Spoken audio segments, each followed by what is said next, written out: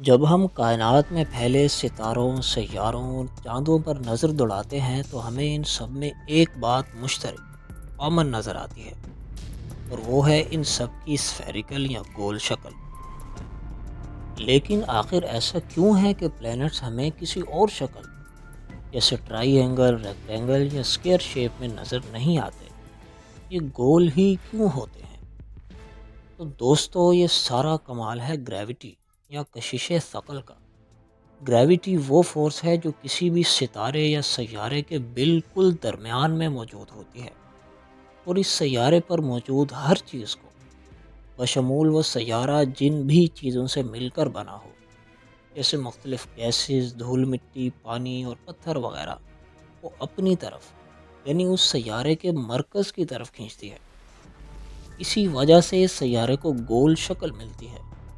دراصل سیاروں اور ستاروں سے ہٹ کر بھی اگر کسی بھی چیز پر ہر طرف سے برابر کی فورس لگائی جائے تو وہ چیز جو شکل اختیار کرے گی وہ اسفیریکل گول ہی ہوگی۔ یعنی اسفیریکل شیپ ایک آئیڈیل شیپ ہے۔ اپنی روزمرہ کی زندگی میں بھی ہم اس کا تجربہ کرتے رہتے ہیں۔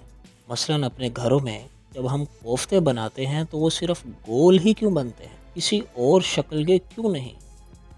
کیونکہ ہم کوفتے بناتے وقت ان پر ہر طرف سے برابر فورس لگاتے ہیں، اس لیے کوفتے گول بنتے ہیں۔ اب بالکل اسی طرح چونکہ پلینٹس پر ہر طرف سے گریوٹی کی برابر فورس لگ رہی ہوتی ہے جو کہ ہر چیز کو اس پلینٹ کے سینٹر کی طرف کھینچتی ہے، لہٰذا اسی وجہ سے پلینٹس کو گول شکل ملتی ہے۔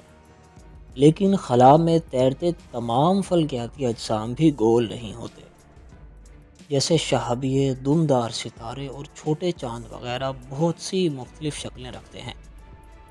اب ان کے گول نہ ہونے کی وجہ یہ ہے کہ ان کے سائز میں بہت چھوٹا ہونے کی وجہ سے ان کی فورس آف گریوٹی بہت کمزور ہوتی ہے، جو کہ ان کو گول شکل میں ڈھالنے کی صلاحیت نہیں رکھتی، لہٰذا ان کی بے ڈھنگی سی شکل ہی برقرار رہتی ہے۔ تاہم وہ تمام ستارے، سیارے اور چاند جنہیں ہم گول کہتے ہیں مکمل طور پہ گول یا پرفیکٹ سفیئرز نہیں ہوتے۔ دراصل یہ اپنے ایکویٹر سے تھوڑا سا باہر کی طرف نکلے ہوئے ہوتے ہیں۔ ایکویٹر اس خیالی لائن کو کہا جاتا ہے جو کسی بھی فلکیاتی جسم، ایسٹرونامیکل باڈی کے بالکل درمیان میں ایک سائڈ سے لے کر دوسری سائڈ تک کھینچی جاتی ہے۔ اب ان پلینٹس کی اپنے ایکویٹر سے تھوڑا سا باہر نکلنے کی وجہ اپنے گرد گھومنا، اپنے ایکسس کے گرد روٹیشن ہے۔ جتنا تیز کوئی پلینٹ اپنے گرد گھومتا ہے اتنا ہی وہ اپنے ایکویٹر سے باہر کی طرف نکلتا ہے۔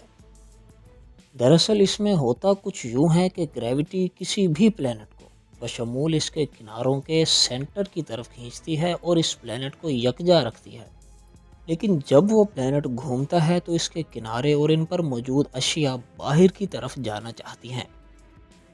مثلاً کسی ٹائر کے گھومنے پر اس پر لگا کیچڑ جس طرح باہر کی طرف اڑتا ہے، بالکل اسی طرح۔ لیکن گریوٹی کی وجہ سے پلینٹ کے کنارے اس سے الگ تو نہیں ہو پاتے، لیکن تھوڑا سا باہر کی طرف ضرور نکل جاتے ہیں۔ اسے ایکواٹوریل بلج کہا جاتا ہے۔ مثال کے طور پہ ہماری زمین ایکویٹر پہ 12,756 کلومیٹر چوڑی ہے اور پولز پہ 12,714 کلومیٹر، یعنی ہماری زمین ایکویٹر پہ 42 کلومیٹر زیادہ طویل ہے پولز کی نسبت۔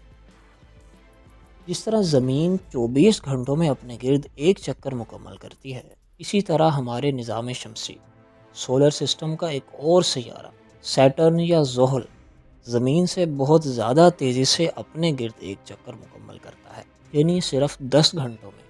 اس لحاظ سے زحل اپنے ایکویٹر پر زمین سے بہت زیادہ باہر نکلا ہوا ہے، کیونکہ ایکویٹر پر اس کا ڈائی میٹر 1,20,536 کلومیٹر ہے، جبکہ پولز پر 1,08,728 کلومیٹر، یعنی اس کا ایکواٹوریل بلج 11,808 کلومیٹر ہے۔